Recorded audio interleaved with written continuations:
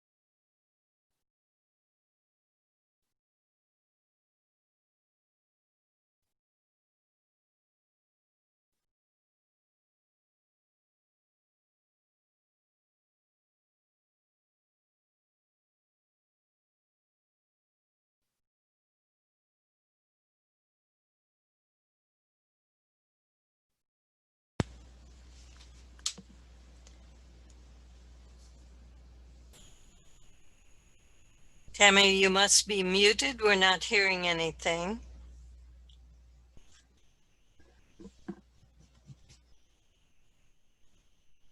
You're not hearing me at all? Now we are. Did you hear any of my introduction? No, we did not. Oh no. Technology always back to the beginning. Oh no, wrong way. Wrong way. Oh boy. All right. So back to the beginning.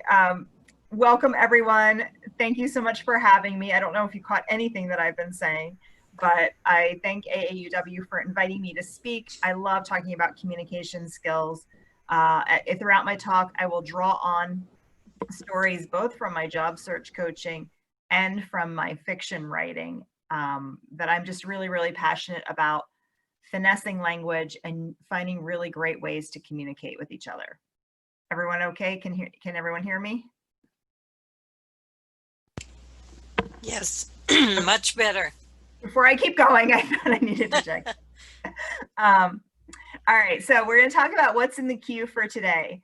So today I'm going to talk about passive language and this concept I've come up with called the boldness barometer.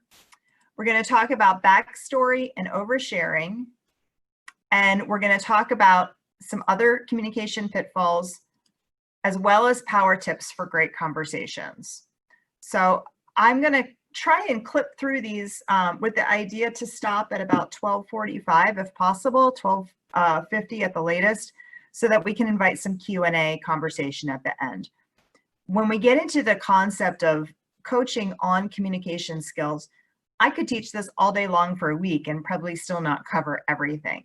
So recognize that this is just a broad brush overview of a few things that I find really important and that we could be more mindful of, but that there's no way to get into the depth and breadth of this conversation topic in an hour or even in a one-day workshop. So now I'm going to start with a story because I've explained to you I'm a fiction writer, so a bit of a storyteller. This picture is really, really near and dear to my heart. It's a stock photo, but it is exactly what my 4-year-old looked like once upon a time. The bangs, the hair color, the eyes, everything. And if any of you are parents or aunts or uncles, this may sound really familiar, the little boy or girl looks longingly at the cookie jar and does one of these, I wish I could have a cookie, and their shoulders slouch and their whole body is resigned to the fact, I'm sure you're going to say no, but I want the cookie. And my daughter was no different. And a lot of times when she wanted a special treat, she would do it in this whine-ask kind of way that was just like fingernails on a chalkboard to me. It really, really bothered me. And one day I kind of put on my analysis hat and I realized that this was a teaching moment. It was a coaching moment, and that I could continue to acknowledge or reward her behavior and hand her a cookie just to get her to stop whining, or I could start teaching. And that's what I decided to do. So I explained to her that that was a really inappropriate way to ask for something, and that if she wanted a cookie, all she had to do was simply say, Mom, can I have a cookie? And if she could ask that confidently, then the answer would either be, yes, it's a great time to have a cookie, or no, maybe it's too close to dinner, maybe later, but she would get an adult answer. And I said, if you continue to do this whine ask, the answer is always going to be no. I'm not going to acknowledge that anymore because it's not really a question. And what I realized is that if we don't set this behavior in childhood, that 4-year-old grows up and turns into the 30-year-old who's walking around the office saying, I wish I could get promoted, but not really having the confidence to directly ask the hard questions. So we're going to get into this concept that I like to think of as the boldness barometer. So on one side of the spectrum, we have meek, shy, quiet, introverted, disengaged, disinterested. So when you're being really quiet in a meeting, I don't know if you are taking it in and processing, if you're completely checked out and have no clue what's going on. So what's going to happen is I'll start to make my own assumptions and my own opinions around that. Now, on the other end, when you're in the other end of the spectrum, which I call the B land, you've got bossy, brazen, brash, bold, I'm not going to say the bad B word. They're all B's. Anyone know why they're all B's? I don't know. Then that's the other extreme. And so what I like to teach people is how to find the middle ground to be respectful, confident, coming across as humble and strong. And a lot of that is the way we approach our language. So we'll get into examples of that throughout the talk. So moving on, we're going to talk about the low boldness communication habits, which are these passive things that we do that don't often yield the results we wish they did. And so what I like to do in my talks is give you concrete things that you can take back to your work or your family life this afternoon, this evening, and start practicing and see, do I get a different result based on this? One of my favorites is play with editing out the word just from your communications. We have relied on just as a crutch in our society, and it often creates it doesn't yield the results we want, we'll say. There was an article once that I had read where the writer referred to just as a permission word. It's this shy warm-up to a request for an ask.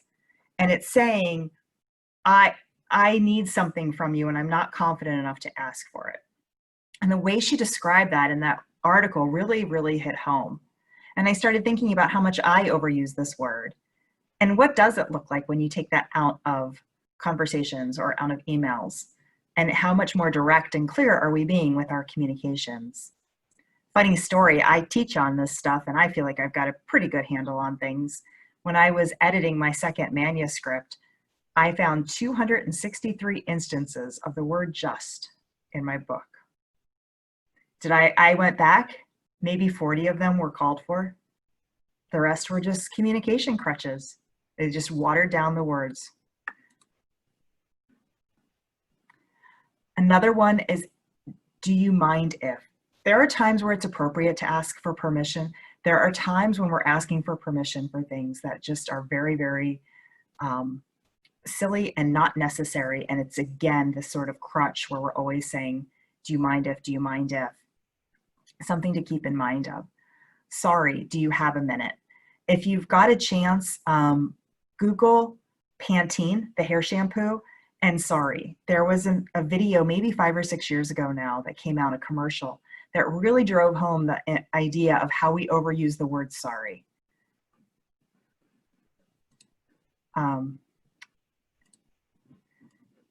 Oops. Back to her.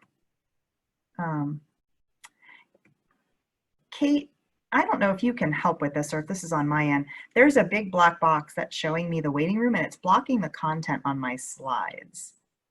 I don't know if there's anything to do about that, but I'm trying to read the slides and it's in the way. It's like right here. I'm hoping that other people don't have that blocked on their end and they can see. It's probably just on my end, right? Can you see all of the slides? Yes. The slides? Yes. Okay, then hopefully I'll remember enough that I can go with it. Can you drag the box? Waiting room. Okay, I think I got rid of it. Yeah. Okay, so the next one was, it was nothing. So this is when we are not confident enough to accept compliments. So it was nothing could look like, hey, good work on that. Oh, it was nothing, which also then means don't pay attention to me, don't look at me, don't call attention to me, don't, right? Because we're, again, ingrained in us is not to accept compliments, that's too narcissistic or something. So instead of saying it was nothing, because it's rarely ever nothing, just say, I'm so glad you appreciated it. It meant a lot for me to be able to do that for you. Totally different. And there's a lot of different ways you can respond in those scenarios, but that's just an example.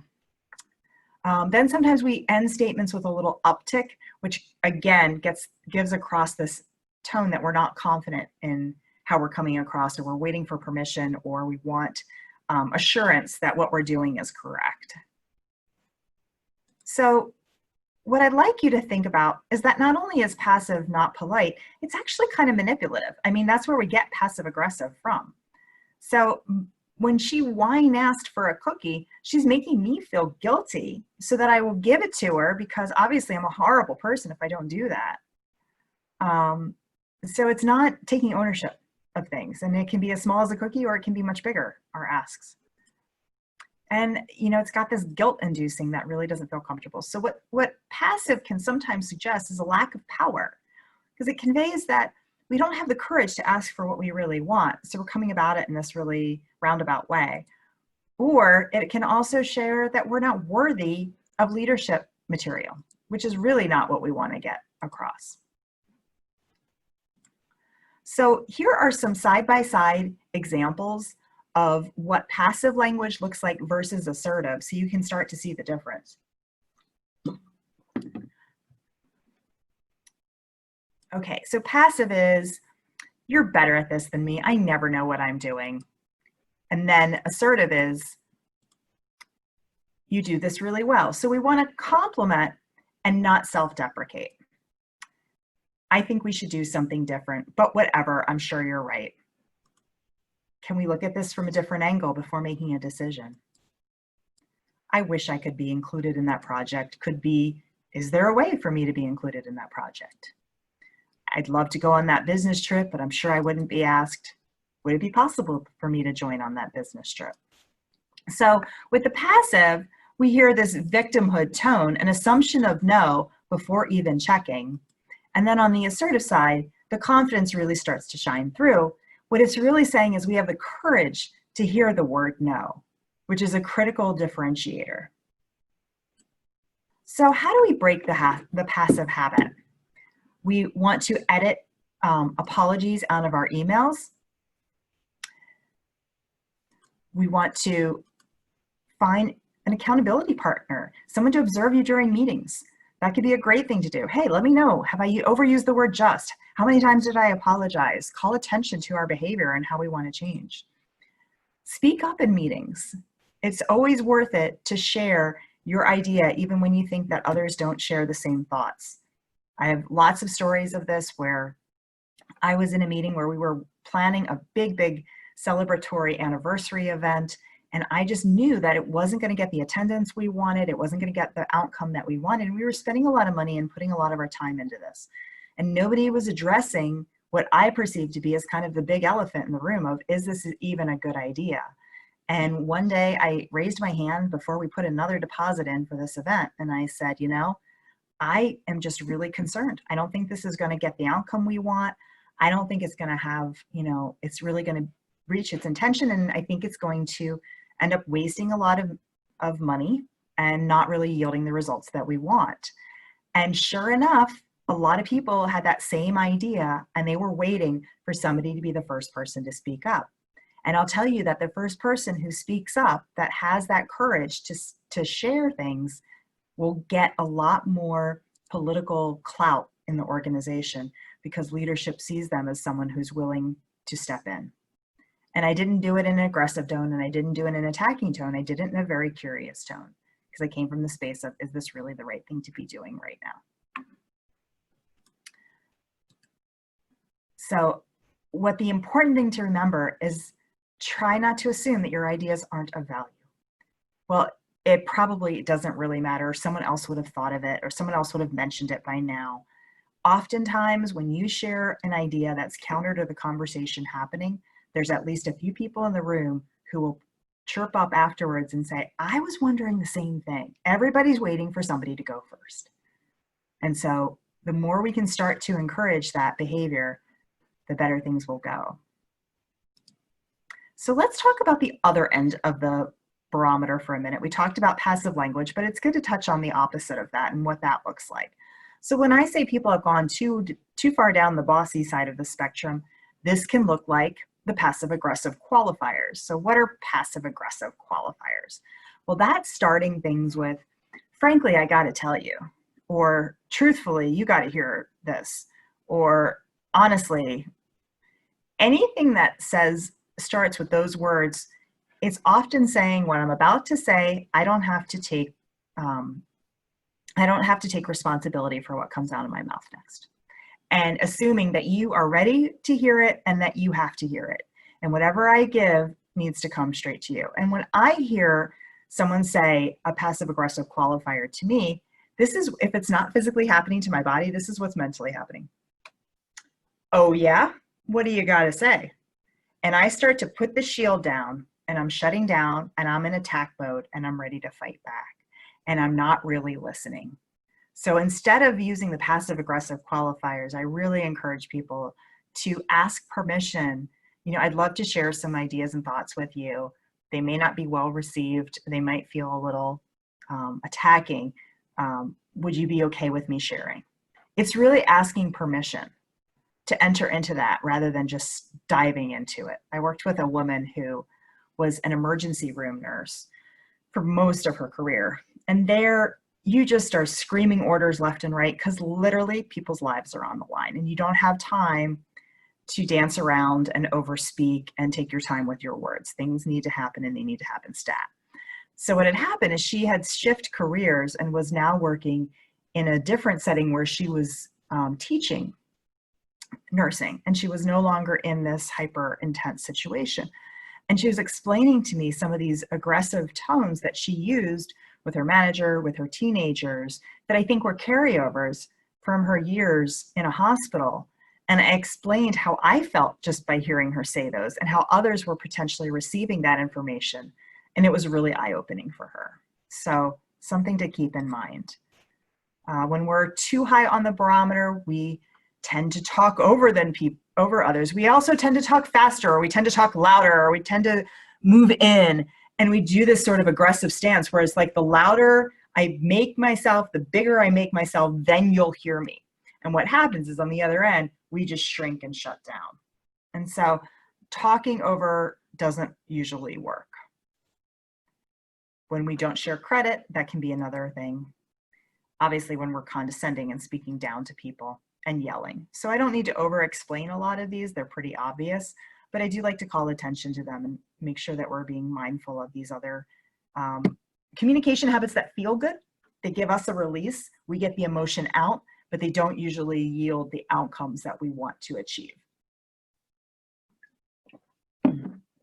Okay, so I love this quote. I don't know who Lori Palatnik is, but I love her quote, so I use it. Those who boast about being brutally honest are usually more brutal than honest. So again, driving home that point of being careful with our word choices. When we communicate with intent, we're really making sure that what we're saying comes across in the way we want it to be delivered. All right, now we're going to get into backstory and oversharing, another topic I love to spend time on.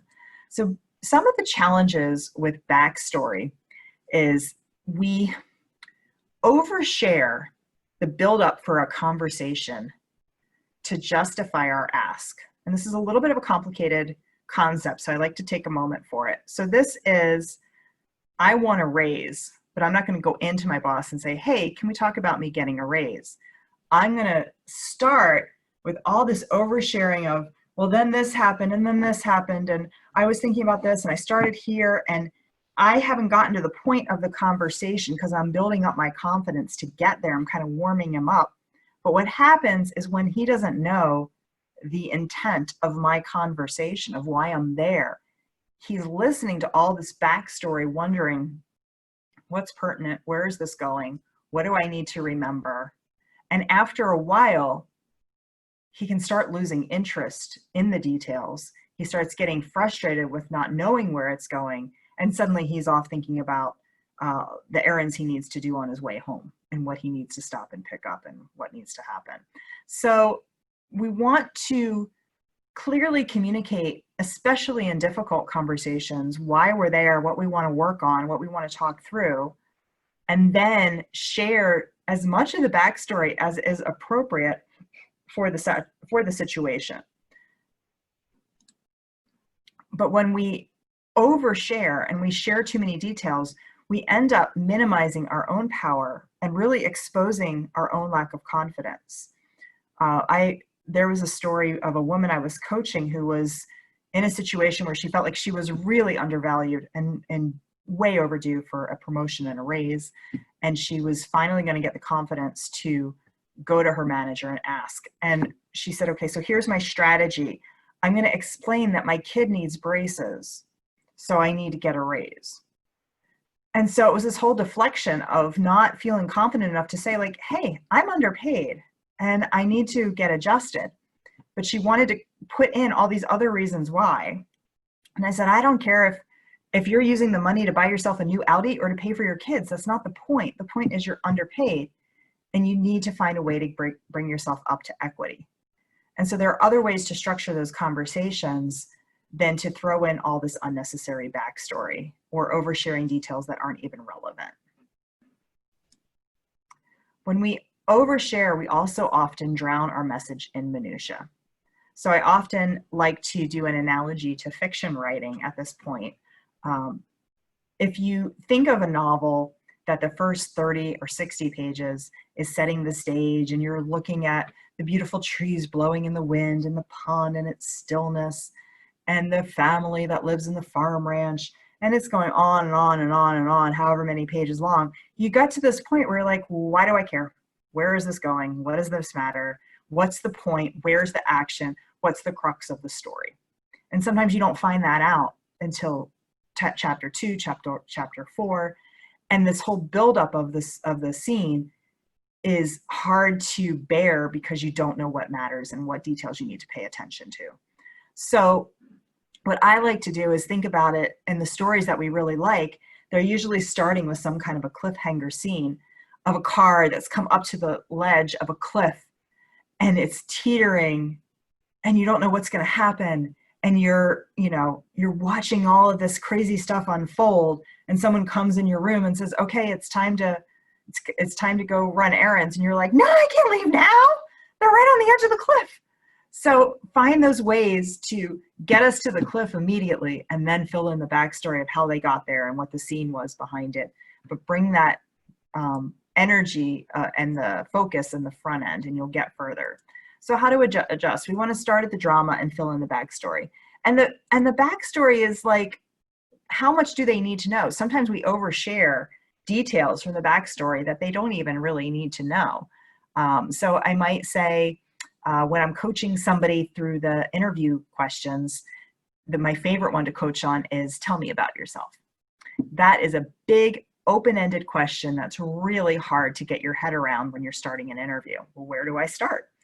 Do I start how I was born on a farm in Kansas? You know, where does the story begin? And so I explain how you want to truncate that background to like think about what do they actually care about. They want to know kind of why are you sitting here and why are we having this conversation? Why do you think you're qualified for this role? And so I start to reframe it in that way of like, well, you know, as you can see from my resume, my most recent role was blah, blah, blah. Unfortunately, that position ended due to COVID.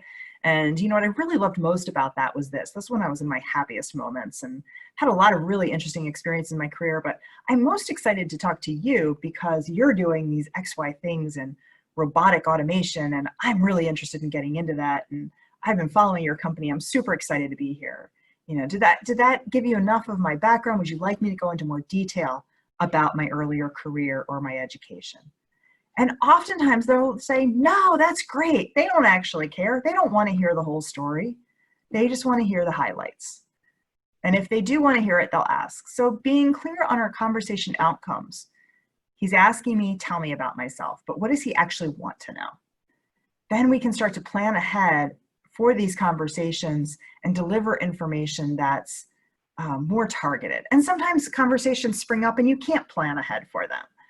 But even being conscious enough to think, why are they asking me what they're asking? What do they really want to know with that? And trying to quickly interpret that. And it's a skill. It takes time to develop, but it really can help. Okay. So as a reminder, we have to build up the courage to share. I want to have this intense conversation. But we don't need to share the buildup that got us to that place of courage. So some other communication pitfalls I want to bring to mind, complaining to a third party instead of approaching someone directly. I have an 11-year-old, and I would say maybe this was about third grade, this started big time on the recess field. So we started doing this as children because, well, it's a passive way to deal with things. It's easier for me to complain to Jane than to actually go directly to Tina and tell her how I feel. We continue to do it, and it's one of the worst things that we do in terms of dealing with hard to face conversations. Assumptions. I really love to bring attention to assumptions. In the absence of information, we invent. We hate not knowing the answers. So I'll have job search clients that say, well, it's been 4 days since the last interview, so I guess that means that they don't think I have the skill set for the job. I said that could be. Could also mean that they're still interviewing other people. It could mean that they do think you have the skill set for the job, but they've been delayed. It could mean that a manager got ill and everything's on hold because they weren't expecting him to be out of the office. And I continue to build and build and build and create maybe 10 different scenarios. And they get the idea and they say, okay, I get it, right?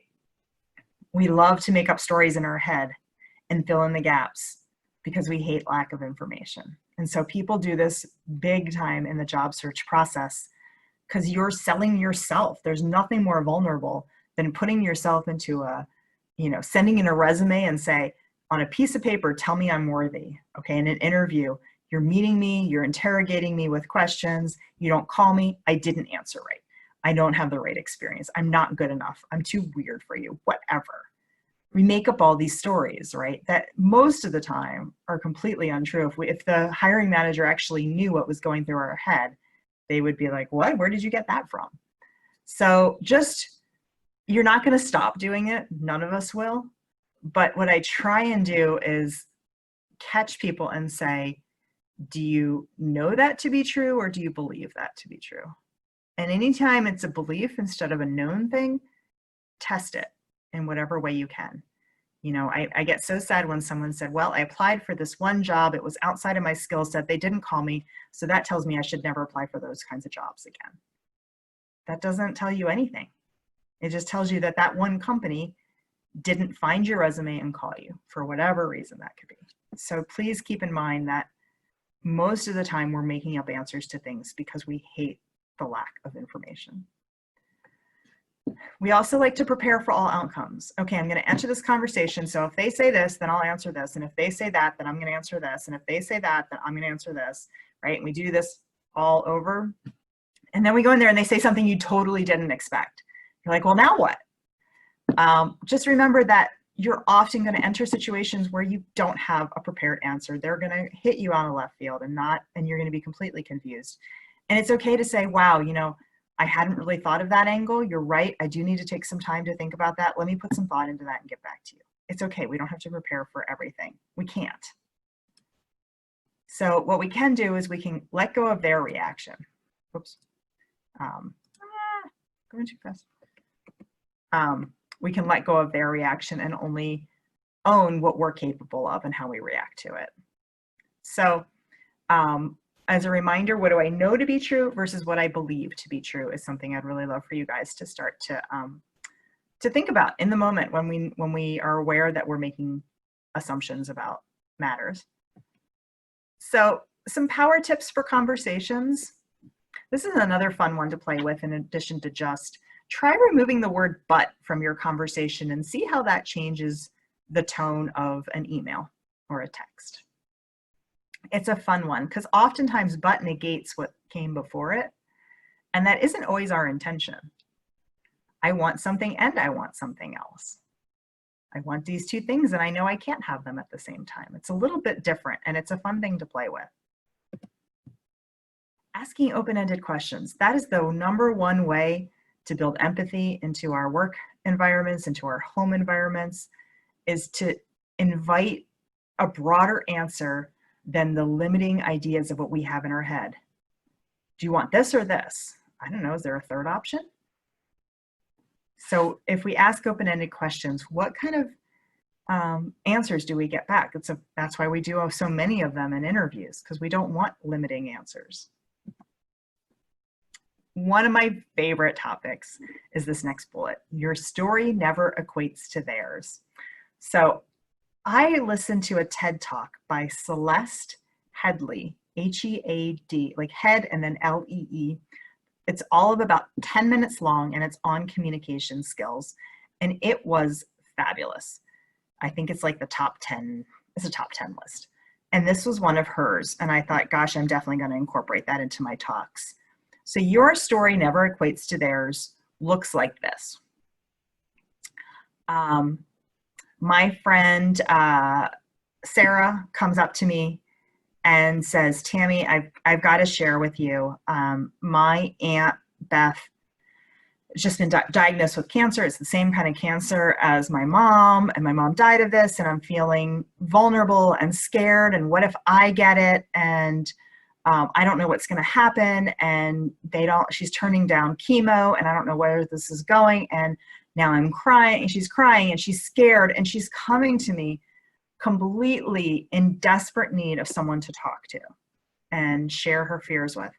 And I reply to her and say, oh my gosh, I totally know how you're feeling. I went through the same thing last week with my cousin.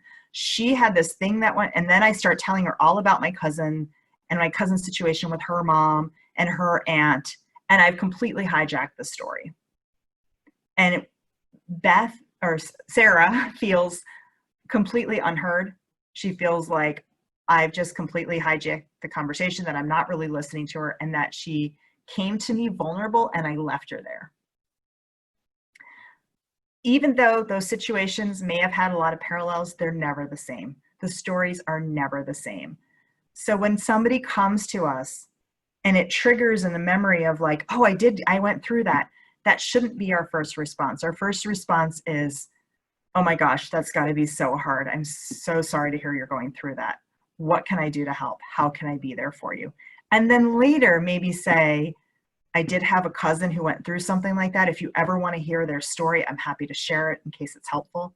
But knowing right now, it's probably not what you need to hear. So we just need to be there for people and not feel an urge to hijack conversations. And sometimes we feel like we need to make everything better and fix everything. And that's not why people are coming to us.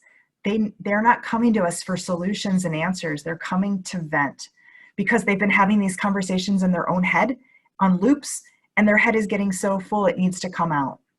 And they need to journal or they need to share with a friend, and that's all they need to do. And they'll feel so much better just to get the words out of their body. That's all you have to do is listen and continue to say, how can I be here for you? So we want to listen to acknowledge them, not to reply. Now, I talked a little bit at the beginning about how when we have the courage to ask for things, it really fosters credibility. Let me see if I have enough time to share a story. I think I do. I was in my late 20s working for a technology company, and I'd never been to Europe. And I was working with the European team to build out their sales force. And the hiring manager in our UK office said, wouldn't it be great if you could come over here and do the recruiting with me in person? And having been an Anglophile most of my life and never having been to Europe, I'm like, oh, you don't even know how amazing that would be. So I went to my boss in HR and I said, can I go over there for a week and do some recruiting? She said, I wish I could send you, but we just don't have the budget for international travel or things like that. And then I was thinking, I was doing all the hiring for sales. So I thought, well, maybe sales will pay for it. So I marched my little 26 or 27-year-old self into the VP of sales office, knock on his door and say, hey, I'm wondering if I could have a business trip to Europe, to the UK office, and if your department will pay for it. And he just kind of laughed. And he said, don't you use Skype? Or this was pre-Zoom. This was 2003 or something like that. No, it was 2001. It was a couple months before 9/11. Don't you have Skype or something else you use? And I said, yeah, but it'd just be better if I was there in person. We could be doing better culture fits. It would just be good. And he's like, I don't know. And then I said, I hire all your salespeople and they get to go to President's Club. That's their big awards party, a trip with their spouse when they achieve really well. I said, HR doesn't have President's Club. We don't get bonuses like that. We do our job all the same. I said, maybe this is kind of my President's Club. And he couldn't believe I said that. And he said, he said, go get your plane ticket. And sure enough, my first trip to Europe was on the company dime to go to England and do this recruiting trip. And I felt like, what was the worst he was going to say? No, which is where I was at to begin with. But by having the courage to ask, I got the trip. And his view of me in the organization really started to rise because I was someone at that younger age who had the confidence to walk into his office and ask for something that most people wouldn't. And it got me a lot of credibility going forward. And he really saw me as a good power partner in the relationship between recruiting and sales. So I'm going to stick you with some classic lines here. You don't get what you don't ask for. And the squeaky wheel gets the grease. And it's really true. I've seen it over and over. I've gotten some incredible promotions and career opportunities because I had the courage to go in there and ask. I wasn't scared to hear the word no. And colleagues would wonder why I got a job that wasn't posted. And I said, well, I came up with it and I went and asked for it. And a lot of us just sit back and wait for someone to post a position and apply. And we lose track of how many positions are created just by creative thinking. So on the flip side, sometimes the best thing we can do is be silent, as I mentioned 2 slides ago. A lot of times people just want to hear, sometimes when you're not talking is the best thing you can do. Listen to understand, not to answer. And I love this quote. Susan Scott is an author of Fierce Conversations and a former CEO of the coaching group Vistage. And it's a fabulous book on conversation if you're looking for more on this. As long as you're not talking, you're not learning anything. As long as you're talking, you're not learning anything you don't already know. And so that's something to sit with at the end. So in conclusion, if I can leave you with a couple of parting ideas, I'd love for you to keep in mind that passive is not polite, that the backstory often waters down your ask. If we can test assumptions with empathy all over the place, from the political landscape to the home front to the work front, it's just will get us so much further in life. Being courageous in your communications often pays off with really nice results. And silence can truly be golden. So I think I did that in a good time. Yep, 12:44. To allow some time for an interactive dialogue. There's a lot of times people have stuff they want to chat through with all of this. As I mentioned, I blog quite frequently. My website is greyzonementoring.com. If anyone wants information on my fiction writing, my writing programs that I'm offering for adults or kids or retreats, please email me and I'm happy to share that offline. And I think that's it, Kate. Thank you all for having me, and how would you like to handle things from here? Well, let's leave your slide up so people can get your information. And let's see if we have questions from anybody. Okay. And I did not look through the chat, so if there are questions, here's one that call some out from there.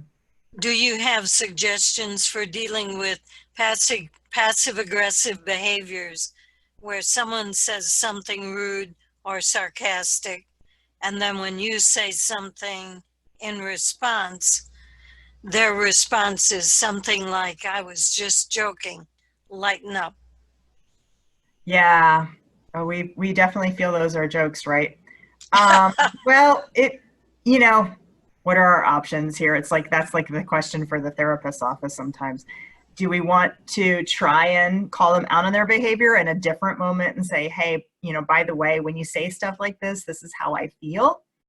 And, or have you already tried things like that and they're just not hearing you? It's tough to fix behavior in others. And I always walk that line between when is a confrontation with them to try and get them to change behaviors going to pay off for me, and when is it just going to make things worse? So sometimes it just comes down to you just have to avoid people, and then sometimes you can't avoid them because they're your boss or they're your dad or they're somebody in your life that it's not so easy to get away from. I wish I had more magical answers on that.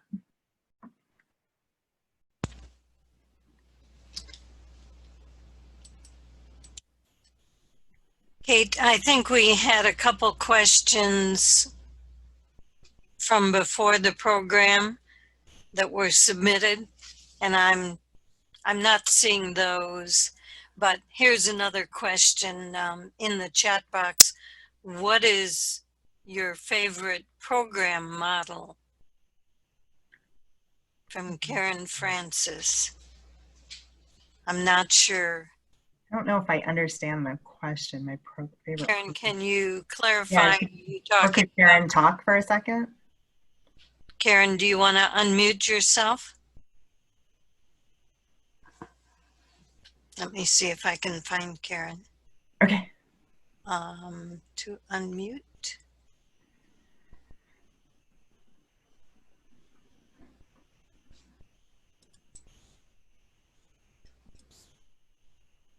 Well, I don't seem to be able to unmute Karen. Karen, at the bottom of your screen, you can see a little microphone if you just click that, or you might see a little green tab that says unmute right above your picture.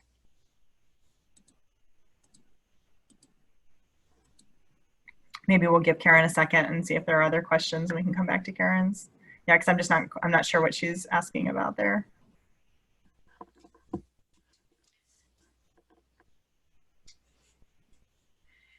Right. I think the information you provided is really useful.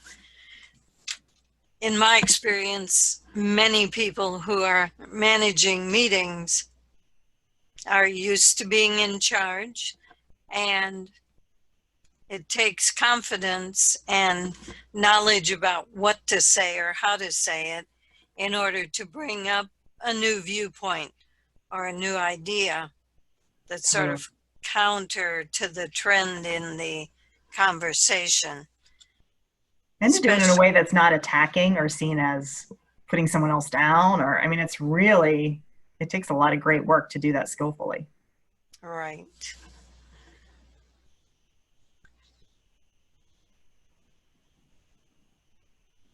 I also wanted to put an Here's, invitation out that if anyone had questions that they weren't comfortable asking in the group environment here that were very personal or something that you just didn't want to share in a group environment, you're welcome to email me and I'll get back to you before the end of the week and give you my thoughts on that or have a very quick phone conversation around that.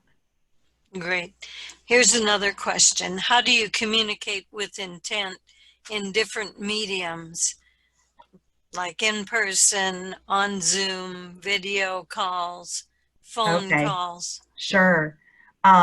So one of the real challenge, there's so many challenges right now. I read an article about Zoom. There's a delay. So if I'm sitting here thinking, you don't know if I've lost audio or I've been disconnected. And the social cues you can pick up on in a live meeting where you can see someone's in thought and needs a moment are lacking on the phone. They're lacking in the virtual environment, and they're causing a lot of issues. And they're also causing a lot of exhaustion. People are exhausted after spending a day on Zoom because you have to kind of overly communicate to get concepts across. So, I mean, the beauty of communicating over email and text is that you have the ability to be really careful with your word choices, right? And to think through what you're saying, but you can't explain tone. And so you almost have to be overly careful with how things come across because they're so easy to be misinterpreted and taken a different way. That, the clearest communication is face to face, where you can read all those body signals and what I'm putting out.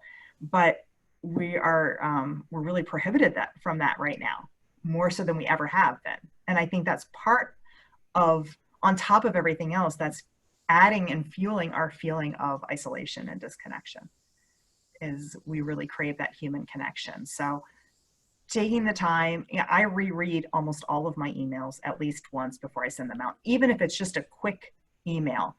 And I'll ask myself, is that the tone I meant? Are all the words in the right places? Are there words that aren't necessary? Sometimes I'll write 3 or 4 sentences out and then say, like, they don't need to know all of that. I'm just venting. And I cut all of it and it goes down to 1 line. And so really thinking about those communications, and I don't always have time for that, but more often than not, I do take that time to make sure what I'm saying is what I want to get across. Right. It's so important in emails and where you don't see the person you're speaking to, if it's not a video call. If it's a phone call, you do hear the inflection, but sometimes I've read my emails out loud to help me to recognize, am I saying what I want to say? I'll also say that I rely on emojis sometimes. When I'm saying something in a humorous tone in an email and I don't want them to misconstrue it, I'll put a little smiley face at the end. Right. If it's sarcastic or something that would be really, you would easily get if I said in person, but I'm worried you may not get if I say it over the phone, over email. I find emojis are actually quite helpful to communicate intent. Mm-hmm.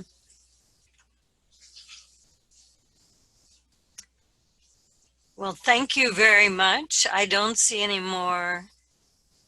Okay. Are we good? I think we're good. And we've got to thank you for all the great information. It helped me a lot in being able to communicate with others. I'm always scared of answering, the answer being no. And we've all been there. Yep. So I think this has been really useful. Wonderful. I'm so happy to be able to deliver this content to you all. And please reach out if anyone has any follow-up questions or needs for guidance. And I thank you for inviting me to speak to your group today. Well, thank you, Tami. We really appreciate it. Thank you. And here's a brief slide of our coming programs. On June 18th, we're going to be focused on LGBTQs, 10 easy ways to be friendly. In July, we're going to focus on conflict, not combat. And in August, we're going to be discussing a book, The Women's Hour. So we're letting you know in advance in case you want to read that. This is the story of the last state that was needed to get the right to vote. So it's the story of all the different factions in Tennessee that were working up to the last hour to get that last state to ratify, to give the women the vote. It's a very interesting story by Elaine Weiss.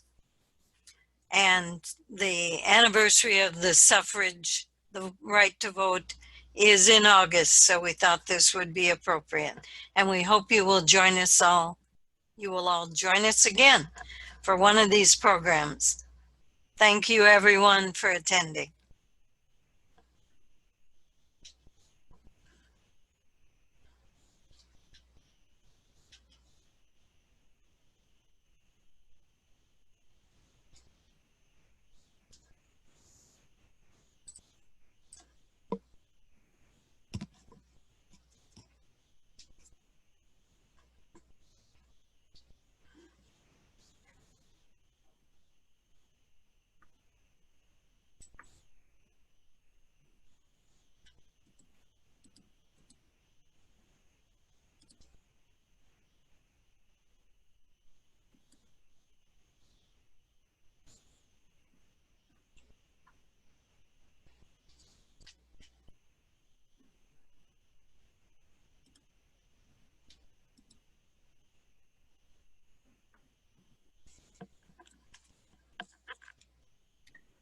Kate, Elaine, and Cynthia, do you want me to stay on or should I take off? I think everything went well, and we really appreciate it. So I welcome. think we're... Kate, do you have anything? I hope that, Tami, you'll get a lot of communication. We had quite a few people online. We always have, you know, people who forget and people who get busy. Yep. Life gets in the way. Right. It's usually about 40 to 50%. So I think we did pretty well in the number we had. How many did we have total? Kate, what was the highest? Was it 37? 36?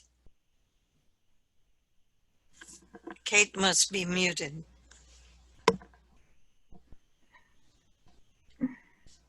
I'm going to stop sharing. I